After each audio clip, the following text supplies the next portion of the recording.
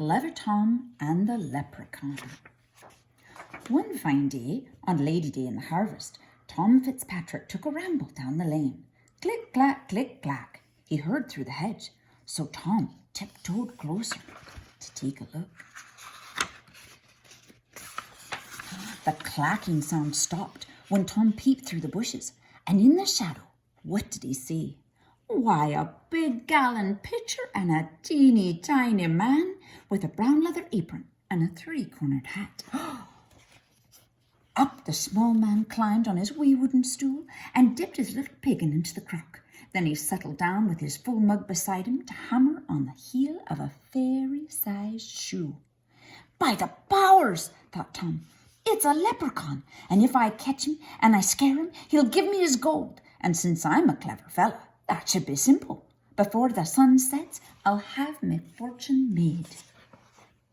Tom stared at the leprechaun and tried not to blink. He knew that if he looked away, the old man would escape. Then he crept up quite near and he tipped his hat politely, saying, "Good day to you, neighbour. Blessings on your work." "Thank you kindly," said the small one, but he never looked up. He just kept on tapping at the heel piece of the brogue. Tom moved his hand closer while he smiled very sweetly and said, "Today's a holiday. You shouldn't have to work." The leprechaun frowned and answered Tom sharply, "If I do, that's my business and none of your own. Instead of pestering me, young man, you ought to be watching your father's fields. Look there, the cows have broken to the oats. See, they're knocking the corn about." "Cows? In a cornfield?" Tom's head started turning. Oh, but he wasn't fooled by the leprechaun's trick. Quickly he grabbed the sly fellow and cried, "Now you're me prisoner. Tell me where's your gold." The leprechaun wiggled and twisted and whined, "I'm just a poor man." But Tom held him fast. "You and I both know you're lying," said Tom, and he made a fierce, frightening face. Finally, the leprechaun quit squirming and said, "Tom Fitzpatrick, you're too clever for me. I see you're after me buried treasure, so I'll have to show you where it's hid."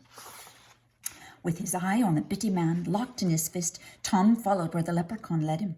He traipsed over a hill and under some hedges and through a ditch and across the peat bog. And at last, just when Tom feared he'd been hoodwinked,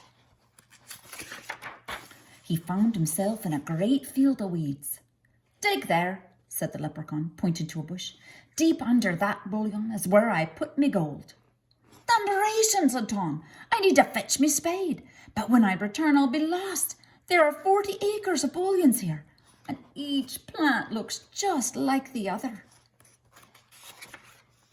Still watching the leprechaun, Tom figured out a plan. He tied his bright red garter onto the bush. "Swear, you old rascal, that you won't take this off while I run back and get me spade."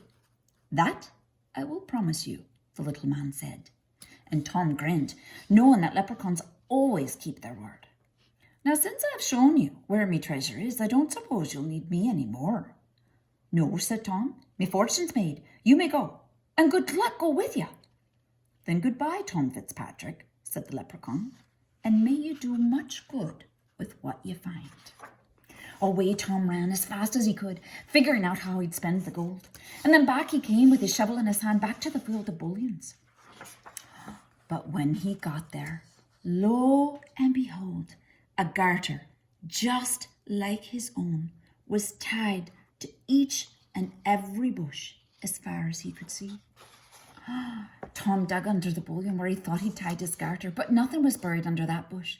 So he dug under another, and he dug to the east, and he dug to the west, and he still found no treasure. The harvest moon rose as he dug to the north, and it set as he dug southward. When the sun came up, Tom saw that he'd dug 100 holes, and tired Tom Fitzpatrick knew he couldn't find that gold. So he gave up, and he headed for home. From then on, Tom always carried his spade, and he never stopped listening for the tapping in a field. Every chance he'd got, he'd tell how he'd nearly found the gold. "And since I'm such a clever fellow," Tom would end his tale, "the next time I catch that leprechaun, I'll have me fortune made."